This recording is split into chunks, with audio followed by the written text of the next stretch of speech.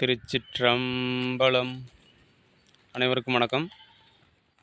இன்றைக்கி என்ன பார்க்க போகிறோம்னா, அருட்பெருஞ்சோதி ஆண்டவர் வருகை குறித்து வள்ளலார் திரும்ப திரும்ப ஸ்தோத்திரம் செய்ய சொன்ன பாடல், அது பார்க்க போகிறோம். அருட்பெருஞ்சோதி ஆண்டவர் வருகையை ஏன் சரியாக கணிக்க முடியவில்லை, அது பார்க்க போகிறோம். எனது நம்பிக்கை 2025. அப்புறம் சுத்த சிவ சன்மார்க்கம் பிற சமயங்களும். சுத்த சிவ சன்மார்க்கத்திற்கும் பிற மத சமயங்கள், பல்வேறு சமயங்களும் மதங்களும் இருக்குது. அதுக்குள்ளே வேறுபாடு பார்க்க போகிறோம். அடுத்தது மரணமில்லா பெருவாழ்வு எப்போது சாத்தியமாகும், அது பார்க்க போகிறோம். வள்ளலாரை ஏன் சிவம் வெளிப்படையாக சித்துக்கள் செய்ய அனுமதிக்கவில்லை? வள்ளலார் எல்லாருக்கும் கண்ணுக்கு தெரிகிற மாதிரி நடமாட்டத்தில் வாழ்ந்து கொண்டிருக்கும் பொழுதே ஏன் அவருக்கு சித்து நிலையில் அடைஞ்சும் பல சித்துக்களை ஏன் வெளிப்படையாக அவர் செய்யலை? ஏன் சிவம் அவருக்கு அனுமதிக்கலை அதுமாரி வெளிப்படையாக சித்துக்கள் செய்ய, அது பார்க்க போகிறோம். சுத்த சிவ சன்மார்க்கத்திற்கு படிநிலைகள் 63 நாயன்மார்கள், திருமந்திரம், சைவ சித்தாந்தம், தியானம், திருவருட்பா, அதை பற்றி பார்க்க போகிறோம். அருட்பெருஞ்சோதி ஆண்டவர் வேறு, நடராஜர் வேறு என்று சொல்பவர்கள் ஆன்ம ஞானம் இல்லாதவர்கள், அது பார்க்க போகிறோம். 6ஆம் திருமுறையில் பல பாடல்களில் சிவம், நடராஜர், அருட்பெருஞ்சோதி ஆண்டவர் மூன்றும் ஒரு கடவுளே என்று வள்ளலார் காட்டியுள்ளார், அதையும் பார்க்க போகிறோம். அடுத்தது கண்களை திறந்து தியானிக்கலாமா? எதை தியானிப்பது? புருவமத்தி எது? ஏன் புருவமத்தியில் தியானிக்க வேண்டும்? எந்த தியானத்தை பின்பற்றுவது? உருவமற்ற அருவத்தை தியானித்தால் என்ன ஆகும்? பற்றற்ற நிலை ஏன்? தன்னை மதியாதிருத்தல் ஏன்? துறவரம் ஏன்? சந்நியாசம் ஏன்? இந்த பெண்ணாசை கூடாது ஏன்? இதெல்லாம் ஏன் சொல்கிறாங்க, இதெல்லாம் பார்க்க போகிறோம். ஃபஸ்ட் நம்ம என்ன சொன்னோம்னா, அருட்பெருஞ்சோதி ஆண்டவர் வருகை குறித்து வள்ளலார் எந்த பாடலில் திரும்ப திரும்ப நீங்கள் ஸ்தோத்திரம் செய்யுங்க, பாடி பணியுங்கள், ஆண்டவரை தொழுங்கள்னு இந்த பாடலை பாடி தொழுங்கள்னு சொல்லிட்டு போனார். கடைசியாக அது எந்த பாடல்னால் ஞானசரியைன்ட்டு ஒரு 28 பாடல்கள் இருக்குது, அதை கேளுங்க. அந்த பாடல்களில் நிறைய குறிப்புகள் இருக்குது. அருட்பெருஞ்சோதி ஆண்டவர் மனிதர்களை இறந்தவர்களை எழுப்புவார்னு சொல்லியிருக்காரு. அதுதான் ஃபஸ்ட்டு அறிகுறியாக இருக்கும்னு சொல்லியிருக்காரு. அருட்பெருஞ்சோதி ஆண்டவர் இந்த உலகத்துக்கு சித்துக்கள் செய்ய ஆரம்பிச்சிட்டாருன்னு எதை வச்சு நம்ம நம்பலாம்னா, செத்தவங்க உயிரோட வந்துட்டாங்கன்னு எங்கேயாவது கேள்விப்படுவோம். அப்படி கேள்விப்பட்டுட்டோம்னா அவர் சித்துக்கள் ஆரம்பமாயிட்டுன்னு அர்த்தம். அடுத்தது அருட்பெருஞ்சோதி ஆண்டவர் வருகையை ஏன் சரியாக கணிக்க முடியவில்லை? இது வள்ளலாரியே ஆண்டவர் அக்யூரேட்டாக சொல்லாமல் ஒரு மழுப்பலாக தான் சொல்லியிருக்காரு. ஏன்னா பல அரசியல் காரணங்களால் இருக்கலாம், பல இது இருக்குது, மறைச்சி சொல்ல வேண்டிய கட்டாயம் இருந்திருக்கலாம். ஆண்டவர் அப்படி தான் சொல்லியிருக்கலாம். அதனால தான் 2.5 கடிகைன்னு ஒரு அக்யூரேட்டான டைமை கொடுக்காம 2.5 கடிகைன்னு சொல்லிட்டு போயிருக்காரு. இந்த 2.5 கடிகை முடிஞ்சிட்டு இப்போ ஆண்டவர் மிக சமீபமாக வெளிப்படுவார். அவர் வந்துட்டார், ஆனால் அவரோட சித்துக்கள் இன்னும் வெளிப்படலை. அது வெகு சமீபமாக வெளிப்படும். அதை தான் எனது நம்பிக்கை 2025ன்னு நான் சொல்லியிருக்கேன். என்னோடய நம்பிக்கை 2025 அது நடக்கக்கூடும். இதுக்கு முன்னாடி நான் சொல்லியிருந்தேன், அதெல்லாம் நடக்கலை ஏன்னு உங்களுக்கு கேள்விகள் இருக்கும். நம்ம ஆண்டவர் அறிவுறுத்தி தான் நம்ம சொன்னோம். அது பல விஷயங்கள், பல காரணங்களால் அவ்வாறு அறிவிக்க சொல்லியிருக்கலாம் ஆண்டவர். வள்ளலாரையே 2.5 கடிகையில் வருவன்னு ஒரு சின்ன குறிப்பாக தான் சொல்லியிருக்கார் ஆண்டவர். அக்யூரேட்டாக இந்த வருஷம் ஆங்கில தேதி இது, தமிழ் வருடம், இந்த நட்சத்திரம் கூடிய சுபதினத்தில் ஆண்டவர் சித்துக்கள் வெளிப்படும்னு வள்ளலாரே சொல்லலை. அதனால் நாம் சொல்கிறது மக்களை ஒரு வேளை கொஞ்சம் குழப்பத்துக்காக சொல்லியிருந்தாலும் சொல்லியிருக்கலாம். அடுத்தது சுத்த சிவ சன்மார்க்கத்திற்கும் பிற மத சமயங்களுக்கும் உள்ள வேறுபாடு என்னென்னா, புத்தர் இறந்துட்டார். புத்தர் அந்த காலகட்டத்தில் அந்த பகுதியில் பெரிய மகான்னு நம்பப்பட்ட அந்த இடத்துல தன்னுடைய மகனை இழந்த தாய் ஒருத்தி புத்தர்கிட்ட போயிட்டு என் மகனை மீட்டுத்தாங்க, உயிர் கொடுங்கன்னு சொல்லும் பொழுது, அவர் எந்த வீட்லேயும் யாருமே இறக்காதவங்க வீட்டில் போய்ட்டு பிச்சை வாங்கிட்டு வா, ஏதோ ஒன்று வாங்கிட்டு வா, நான் மீட்டு தரேன்னு சொல்லும் பொழுது, அந்த தாய் அதுமாரி எந்த வீடும் இல்லை, நான் மரணம் சகஜம்னு புரிஞ்சுக்கிட்டேன் அப்படின்னு ஒரு கதை வரும், சொல்லுவாங்கள்ல. மரணம் சகஜம் அப்படின்னு எல்லா சமயங்களுமே ஏத்துக்குது. இதுல வந்து அத ஏத்துக்காம வெல்லலாம், மரணத்தை வெல்லலாம்னு சொன்ன ஆ ஒரே இது எதுன்னா, சைவமும் நம்ம சுத்த சிவ சன்மார்க்கமும் தான். சைவத்தில வந்து மார்க்கண்டேயர ஆத்மலிங்கத்த கட்டி புடிச்சுக்கிட்டு, யமன விரட்டி அடிப்பாரு. காலால் உதைத்த கூற்றுவனை காலால் உதைத்தவர் சிவம்னு வரும் வரலாறுல. அது மாரி சித்தர்கள் 63 நாயன்மார்கள்ல மாணிக்கவாசகர் மரணத்தை வென்றவர். அடுத்தது சித்தர்களும் மரணத்தை வென்றவர்கள். அப்படி மரணத்தை வெல்லலாம்னு உலகுக்கு அறிமுகப்படுத்துற ஒரே இது எதுனா, சமயம் எதுனா சைவ சமயம். அதற்கு கிரீடம் வச்சது மாதிரி, அதனிடம் மேலானது என்னன்னா, அதுதான். ஆனா ஒரு சமயத்துக்குள்ள அடப்பற்றக்கூடாது. ஒரு கடவுள வந்து ஒரு குறிப்பிட்ட இனக்குழுக்களுக்குள்ள ஒரு கடவுளா ஆக்கிடக்கூடாதுன்னு தான் சுத்த சிவ சன்மார்க்கமா அத வள்ளலார் மாத்துறாரு. ஆம், இந்த 2ம் தான் மரணத்தை வெல்லலாம்னு உலகத்துக்கே அறிவுறுத்தி இன்றைய வரை அத சொல்லி வருது. மத்த புத்தராகட்டும், மகாவீரராகட்டும், மத்த எல்லா சமயங்களும் செத்து சொர்க்கத்துக்கு போலாம், செத்து நரகத்துக்கு போலான்னு தான் சொல்லுமே தவிர, மரணமே இல்லாம வாழ்க்கைய கடவுள் மாதிரியான வாழ்க்கைய வாழ முடியும்னு சொல்ற சமயம் எதுன்னா, சைவம். அதற்கு அடுத்ததாக அதனிடம் கிரீடம் வைத்தார் போலது எதுன்னா, அது சுத்த சிவ சன்மார்க்கம். இதுதான் வேறுபாடு. பாக்கி எல்லாரும் எல்லா சமயத்துல எல்லா மதங்கள்ல உள்ளவங்க எல்லாம் என்ன சொல்லுவாங்கன்னா, "செத்த பிறகு நீ இத செஞ்சீன்னா சொர்க்கத்துக்கு போலாம். கெட்டது செஞ்சீன்னா நரகத்துக்கு போலாம்" அப்படி சொல்லுவாங்க. ஆனா நம்ம சுத்த சிவ சன்மார்க்கத்திலயும், சைவத்திலயும் தான் மரணத்தை வெல்லலாம். வள்ளலார் தான் அத வெளிப்படையாவே அத முதல்ல எல்லாருக்கும் அந்த வெளிப்படையா தெரிஞ்சுக்கணும்னு சொன்னவரு வள்ளலாரு. அடுத்தது மரணமில்லா பெருவாழ்வு எப்போது சாத்தியமாகும்? மரணமில்லா பெருவாழ்வு எப்போது சாத்தியமாகும்னா, வள்ளலார் சொன்ன அருட்பெருஞ்சோதி ஆண்டவர் வருவார், அரும்பெரும் சித்திகள் நிகழ்த்துவார், இறந்தவர்களை எழுப்புவார்ன்னு சொல்லியிருக்கார்ல. அந்த அருட்பெருஞ்சோதி ஆண்டவர் வந்து திருவிளையாடல்கள் செய்ய ஆரம்பிச்ச பிறகு தான் மரணமில்லா பெருவாழ்வு சாத்தியமாகும். ஏன்னா, அவரு தான் வந்து நேரடியா மக்களுக்கு காட்சியளித்து, அந்த ஞானத்தை அளிக்கப்பெற்ற ஆன்மாக்கள் தான் மரணத்தை வெல்லும்.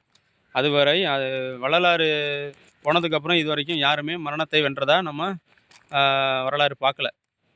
அதனால அருட்பெருஞ்சோதி ஆண்டவர் சித்துக்கள் வெளிப்பட்ட பிறகு தான் அது சாத்தியமாகும். வள்ளலார் ஏன் சிவம் வெளிப்படையாக சித்துக்கள் செய்ய அனுமதிக்கவில்லை? இப்போ வள்ளலார் வந்து சித்தி அடைஞ்சிட்டாருன்னு நம்ம வரலாறு பார்க்குறோம். அவரோட திருவருட்பாவிலையும் ஏகப்பட்ட பாடல்களில் அறிகிறோம் பார்த்து. இப்போ அவர் சித்து நிலையை அடைஞ்சிட்டாரு, இப்போ கடவுளோட ஒன்றிணைஞ்சிட்டாரு, எல்லா வல்லவமும் பெற்றுட்டாருன்னா, ஏன் அவரு வந்து நிறைய பேரை உயிர்த்தெழ செய்யல? நிறைய அற்புதங்கள அப்போ வெள்ளையர்கள் இருந்தாங்க, அவங்களாம் விரட்டி அடிச்சிருக்கலாம் சித்துக்கள் செஞ்சு. பல அற்புதங்கள் வெளிப்படையாக மக்களுக்கு புரிகிற மாதிரி செஞ்சு காட்டியிருக்கலாம். அருட்பெருஞ்சோதி ஆண்டவர் வந்த பிறகு தான் வெளிப்படையாக அதெல்லாம் செய்வார் அப்படின்னு வள்ளலார் சொல்லிட்டு, தான் ஏன் வெளிப்படையாக அதை செய்யாமல் போனார்னா, அதுவும் அருட்பெருஞ்சோதி ஆண்டவருடைய கட்டளையாகத்தான் இருக்கும். அப்போ காலகட்டமும் அது கனியாத காலகட்டமாக தான் இருக்கும். ஒரு காலகட்டம் இருக்குல்ல, இப்போ விதைக்கிறது ஒரு காலகட்டமாக இருந்தால் அதை பாதுகாக்கிறது ஒரு காலகட்டம், அதை அறுவடை செய்கிறது ஒரு காலகட்டம் இருக்குல்ல. அறுவடை செய்கிற காலகட்டம் இப்போ நெருங்கிட்டதுனால தான் இப்போ அருட்பெருஞ்சோதி ஆண்டவர் வெளிப்படையாக எல்லோருக்கும் வெளிப்பட்டு அந்த சித்துக்களை நிகழ்த்த போகிறாரு.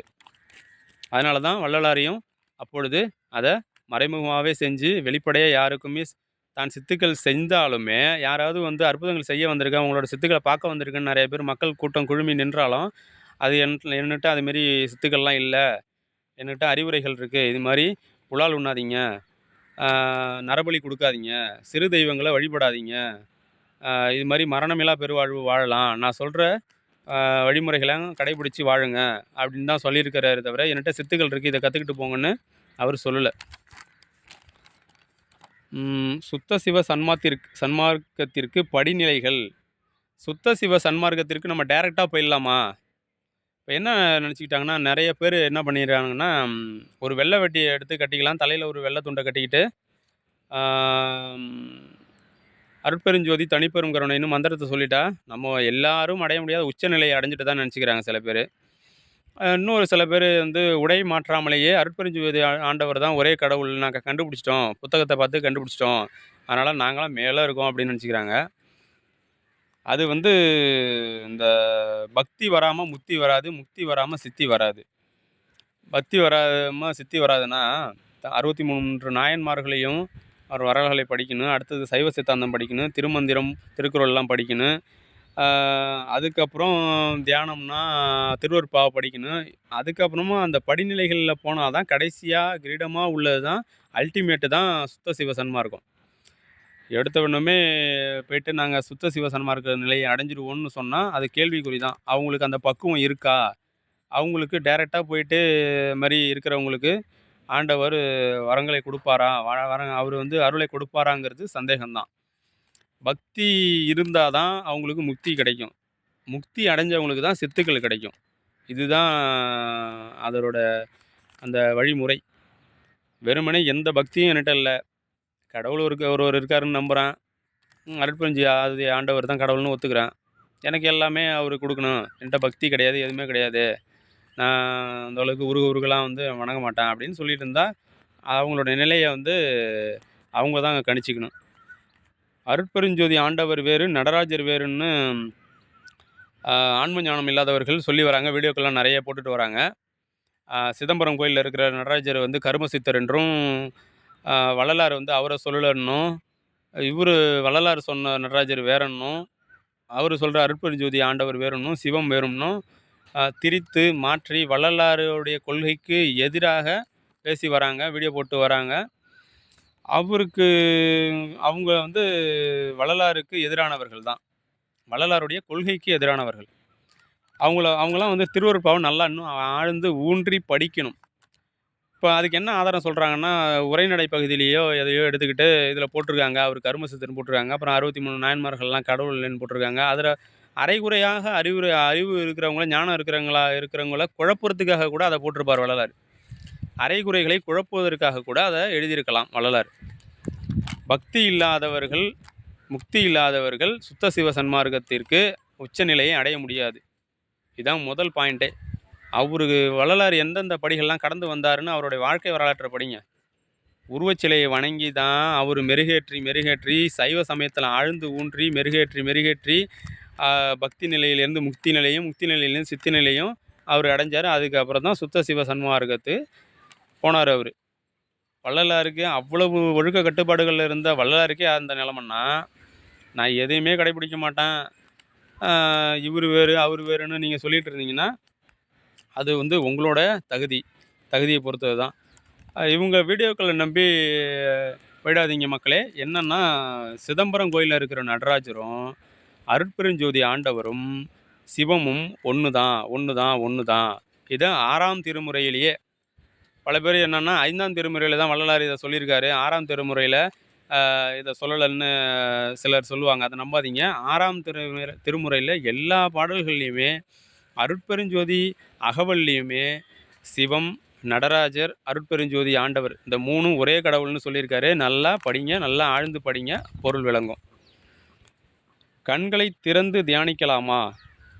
கண்களை திறந்து தியானிக்கணும்னு நெறைய பேர் பரப்பிட்டு வராங்க. அது வந்து கிடையாது.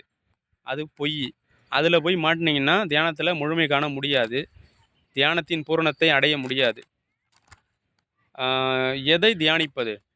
பல பேர் வாசி யோகம் கத்து தரேன்ட்டு கண்ண மூடிக்கிங்க புருவ மத்தியில கவனத்த வச்சு காத்த ஊதுங்கங்கிறாங்க. அதில வந்து எந்த உருவத்தையும் அவங்க தியானிக்க சொல்லல. அப்படி எந்த உருவத்தையும் தியானிக்காமல் அவங்க தியானம் செஞ்சா, அவங்க இருள்ல போய் மாட்டிப்பாங்க. அதுதான் அவங்க ஜீவசமாதின்னு சொல்லிக்கிறாங்க. புருவ மத்தி எது? இதிலேயே சில ஆசாமிகள் வந்து புருவ மத்தி வந்து அ இது கிடையாது. 2 புருவங்களுக்கும் நடுவுல உள்ள இந்த புருவ மத்தி கிடையாது. ஒவ்வொரு கண்ணுக்கும் நடுவுல உள்ள இதுதான் புருவ மத்தின்னு சில அ ஞானம் கெட்டவர்களு, இந்த அ அறகுறைகள்லாம் சொல்லிட்டு வராங்க. இப்ப எவ்வளவு இது சிக்கல் இருக்கு பாருங்க இதில. எத்தன விதமான மனிதர்கள் இருக்காங்க. எத்தன விதமான மனிதர்கள் வந்து உண்மையை மறைக்கிறதுக்காக எத்தன பேர் இருக்காங்கன்னு பாருங்க. இவ்வளவு மாயைகளை தாண்டி வரணும் சுத்த சிவ சன்மார்க்கத்திற்கு. ஒ புருவ மத்தியே இல்லன்ட்டான் ஒருத்தன். ஒருத்தன் மட்டும் இல்ல. பல பேர் சொல்லிட்டு வராங்க. இந்த மூக்கின் நுனியாகிய 2 புருவங்களுக்கும் இடையில உள்ள மத்தி தான் புருவ மத்தின்னு வள்ளலாரே சொல்லியிருக்காரு. மூக்கு எங்க போய் ஃபினிஷ் ஆவுது, எண்ட் ஆவுது இது.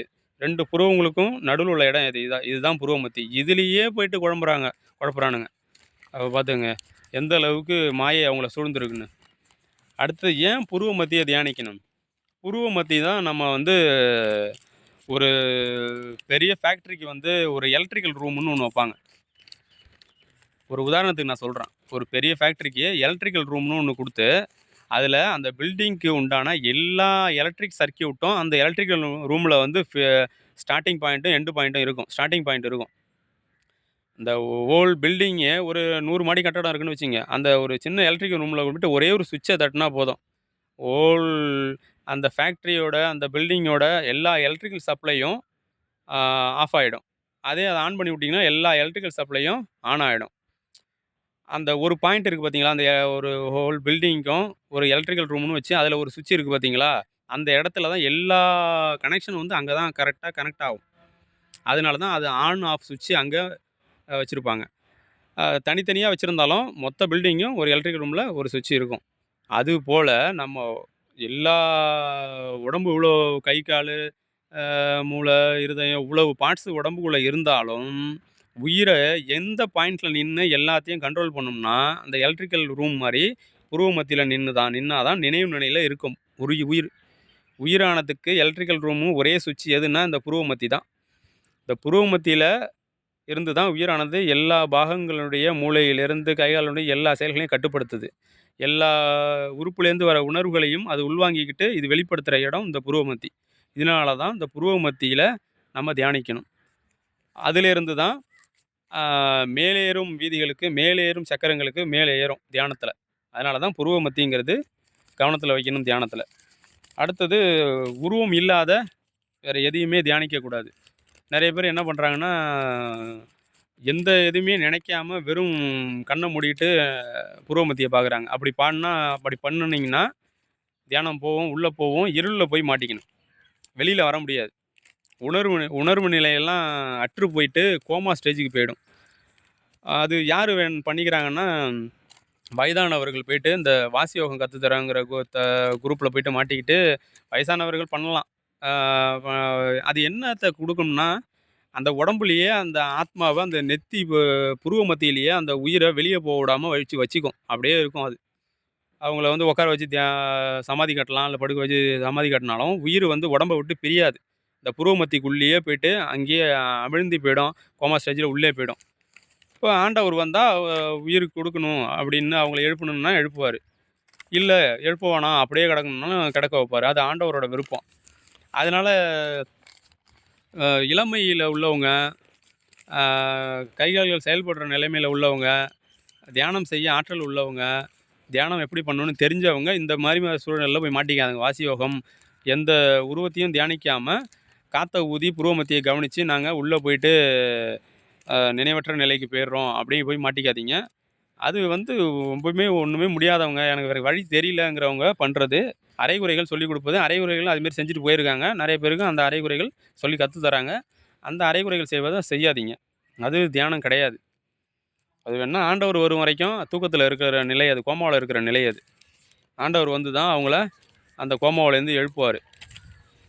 அது எல்லாருக்கும் அது அ எல்லாரும் எடுத்துக்கொள்ளக்கூடாது அந்த தியானத்தை. அந்த வாசியோகங்கிற முறையை எல்லாருமே பின்பற்றக்கூடாது. அடுத்தது எந்த தியானத்தை பின்பற்றுவது? உருவத்த தான் தியானிக்கணுங்கிறீங்க.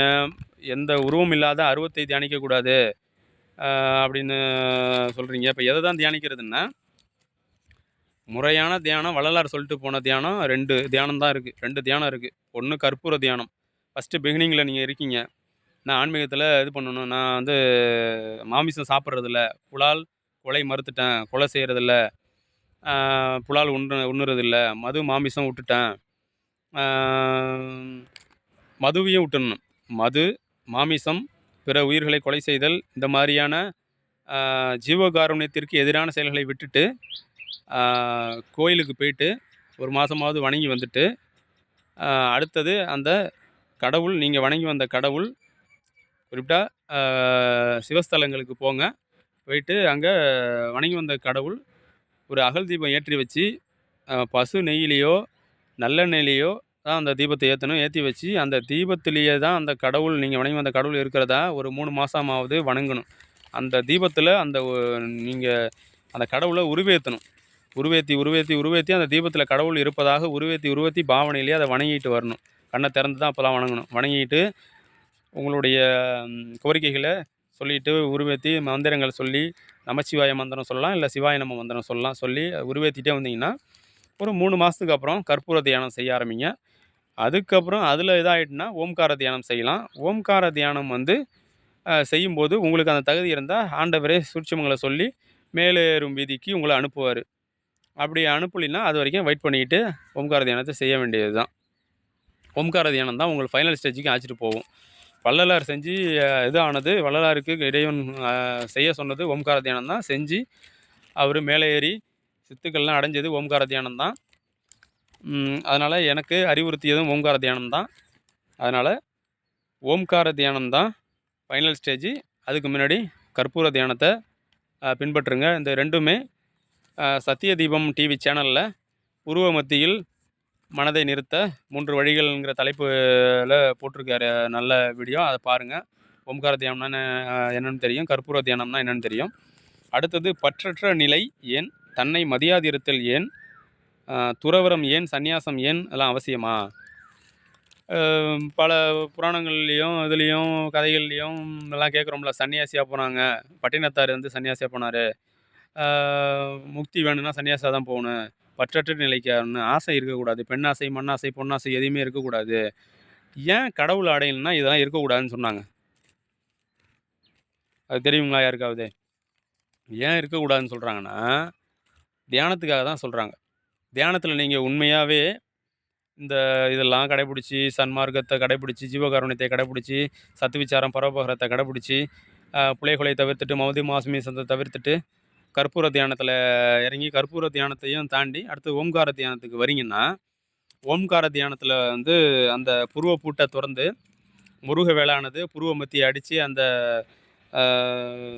சிற்சபா துவாரம் தொறந்து, அதுக்கு மேல உயிரானது மேல் படிகளுக்கு ஏறும்பொழுது, அந்த இகலோகத்துக்கும், பரலோகத்துக்கும் ஒரு ஸ்டெப்பு இருக்கும்.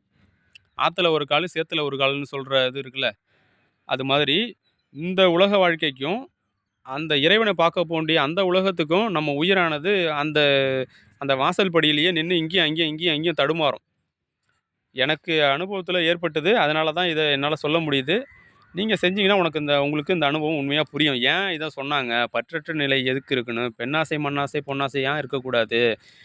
பிரபஞ்சத்தில வெறுப்பு ஏற்படணும். சிவத்தினிடத்தில் அன்பும், பிரபஞ்சத்தில் வெறுப்பும், ஆ ஆ இந்த போகத்தையும் ஆசைப்படக்கூடாது. எல்லாத்தையும் ஒரு பிரபஞ்சத்திடத்தில வெறுப்பு இருக்கணும்னு சொல்லுவாங்க. ஒரு சலிப்பு, ஒரு வெறுப்பு.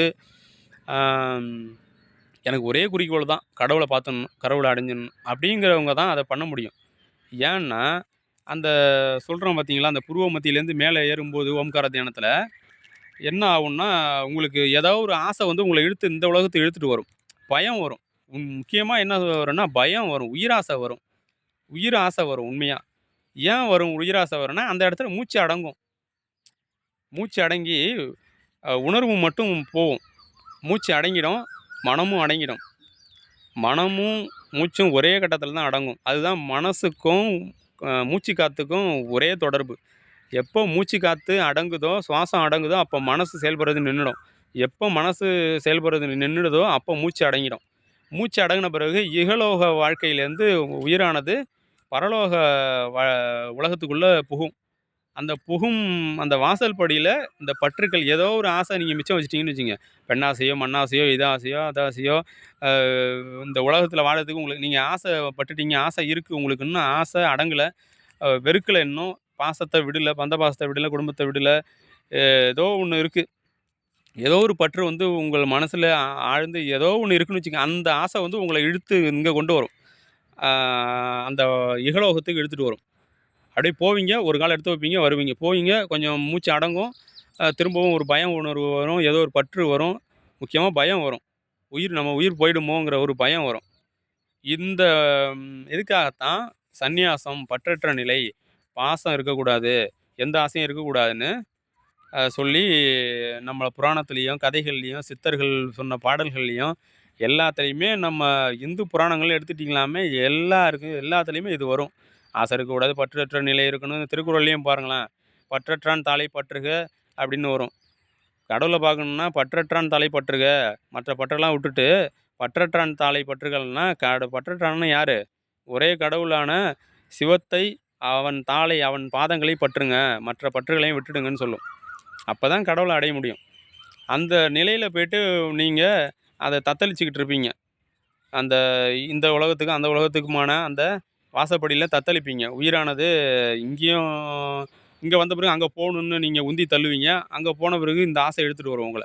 அந்த ஸ்டேஜ்ல போன பிறகு தான் எதுக்காக சொன்னாங்கன்னு உங்களுக்கு விளங்கும். இதுக்காக தான் நீங்க தியானம் பண்ணி இகலோகத்திலேருந்து பரலோகத்துக்கு போயிட்டு கடவுள காணணும் அப்படிங்கிறதுக்காக தான் இதெல்லாம் விட சொன்னாங்க. இந்த காரணம் தான். அ வேற எந்த காரணமும் கிடையாது. அப்ப நீங்க தியானத்தில தான் எதுக்காக இத சொன்னாங்கன்னு புரியவே வரும். கற்பூர தியானத்த தாண்டி ஓம்கார தியானத்தில போயிட்டு, நீங்க அனுபவபூர்வமா உணரும் பொழுது தான் கடவுள்னா உங்களுக்கு என்னன்னு புரியும். இந்த இதெல்லாம் எதுக்கு சொன்னாங்கன்னும் புரிய வரும். ஓகே. மீண்டும் அடுத்த பதிவில் வேறு தகவல் பார்ப்போம். நன்றி, வணக்கம்.